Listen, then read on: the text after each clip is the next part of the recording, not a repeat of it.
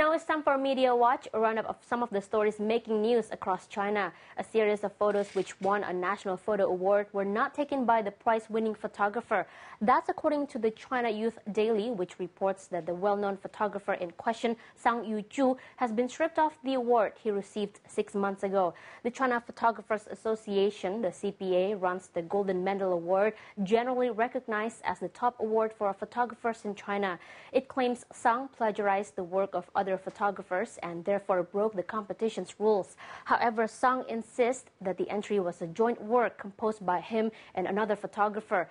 So far, the CPA is not impressed with this argument. It says cloud formations in the landscape photo are identical to those in another photo taken by a colleague of Sang's years before.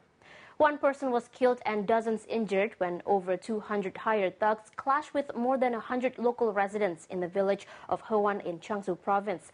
According to the Beijing News, 30 people were detained after the incident, including the village party secretary. The paper says the cause of the conflict was the local authorities illegally appropriating villagers' farmland. According to the Beijing News, around 80% of the locals' lands have been seized for industrial construction. And since 2007, there have been a number of violent disturbances over land grabs. The paper points out that all these took place despite Ministry of Land and Resources rules that laid down strict punishment for the misappropriation of farmland. According to the China Daily, cell phone users in the western region of Xinjiang are once again able to send text messages to other parts of China, but sending texts overseas remains prohibited. The service was cut in the aftermath of the July 5th riots in Urumqi, which left around 200 people dead. Internet access was cut and international calls and text message services in the region suspended. The authorities claim these services were used by those behind the riots to organize the unrest. The regional government decided to gradually lift the ban on internet service in late December last year, citing what it called the improving social situation in the region. Xinjiang residents are currently allowed partial access to two government-controlled websites, xinhuanet.com and people.com.cn, as well as two commercial websites, sina.com.cn and soho.com. However, access to email, forums, and blogs on those sites is still prohibited. China Broadcasting Net says the city of Tianjin will completely ban smoking in health and education centers, public transport, and administration offices by 2011.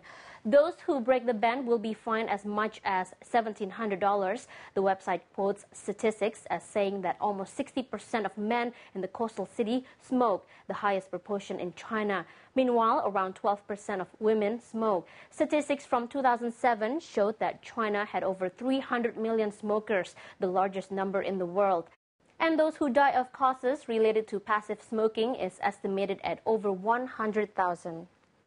Finally, the Liaoshen Evening News reports that 8 air hostesses formed a special reunion flight crew on January 14th to celebrate their 30 years in the air. They were also amongst the very first cabin crew to be recruited from civilian applicants rather than the military, and all of them are still working today. 30 years ago, China's civil aviation fleet consisted of just 2 types of aircraft, each with just 1 cabin crew member on board. And that's today's Media Watch, and in fact that is all for the team here at BON News for now. Thanks for watching and see you next time.